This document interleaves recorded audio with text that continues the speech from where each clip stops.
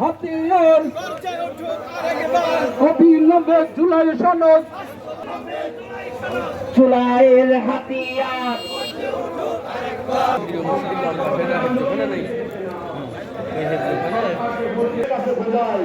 জুলাই যেজন্য এসেছিল, জুলাই না আসলে আলহামদুলিল্লাহ রাব্বিল আলামিন।